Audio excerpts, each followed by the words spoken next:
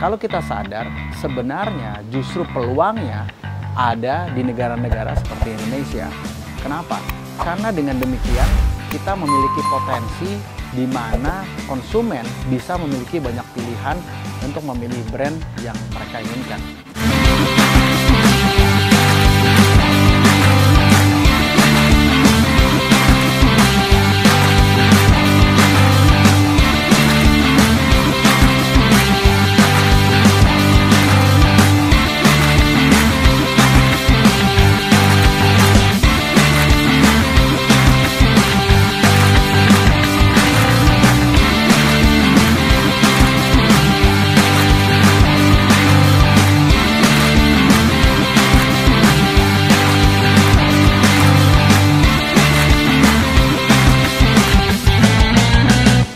Saya Arto Biantoro.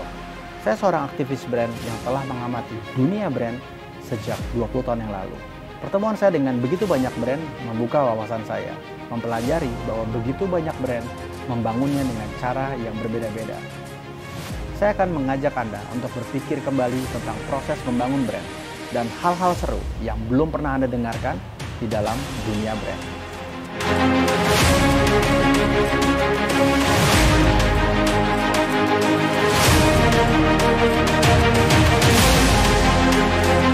Saya selalu suka dengan kompetisi, dan kali ini di Indonesia sebenarnya peluang membangun brand jauh lebih besar karena infrastrukturnya telah mendukung. Inilah episode Jangan Pernah Takut, Wahai Brand yang Kecil.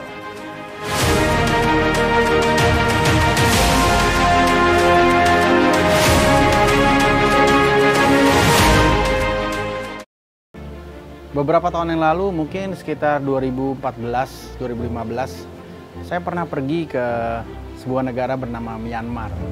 Yang menarik adalah di sana saya belajar untuk melihat brand-brand lokal yang ada di Myanmar, dan dalam perjalanan saat itu, saya baru sadar bahwa Myanmar pada saat itu adalah negara yang tumbuh dan berkembang dalam membangun brand-brand lokalnya. Lebih kurang mungkin sekitar 4.000 brand per tahun dihasilkan dan diciptakan di Myanmar. Tapi kalau kita mengacu kepada Indonesia, perbandingannya sangat berbeda sekali. Mungkin hampir lebih dari 100.000 brand didaftarkan di Kementerian Haki. Dan ini membuat persaingan di dalam dunia brand di Indonesia menjadi jauh lebih ketat, jauh lebih menakutkan, dan jauh lebih agresif. Ini membuat Indonesia menjadi negara dengan perkembangan atau pertumbuhan brand lokal yang paling dinamis dan paling agresif di Asia Tenggara. Nah, kalau kita sadar, sebenarnya justru peluangnya ada di negara-negara seperti Indonesia. Kenapa?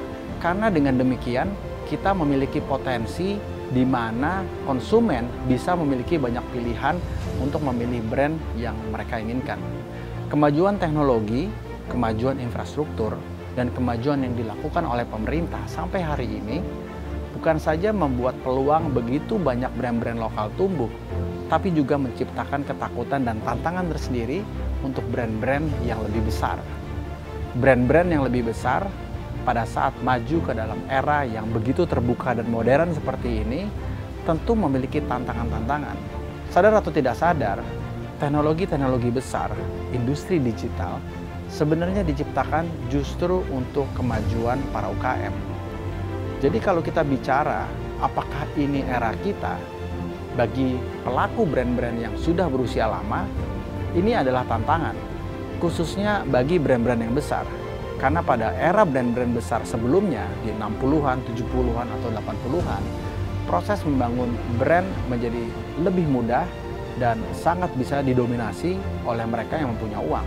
Tapi hari ini, membangun brand adalah hak untuk semua orang, bahkan brand-brand kecil yang baru tumbuh.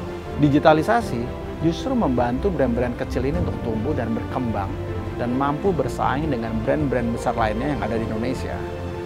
Jadi kalau kita bicara hari ini era kita bagi brand kecil adalah peluang yang sangat besar sekali, di mana brand-brand kecil hari ini bisa berdiri sama tinggi dengan brand-brand besar. Dan kesempatan ini justru harus kita ambil sebagai momentum untuk mengembangkan brand-brand kita di pasar yang begini besar.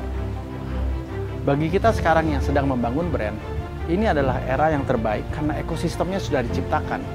mulai dari hulu sampai hilir, mulai dari pemerintah sampai infrastruktur pendukungnya, baik digitalisasi maupun akses-akses channel-channel baru yang membuat brand kita lebih mudah untuk bisa dikenal dan kemudian berpenetrasi ke pasar yang lebih luas. Jadi pastikan untuk tetap fokus dalam membangun brand kita, ambil opportunity ini untuk membangun brand kita sekecil apapun, karena era ini adalah era kita.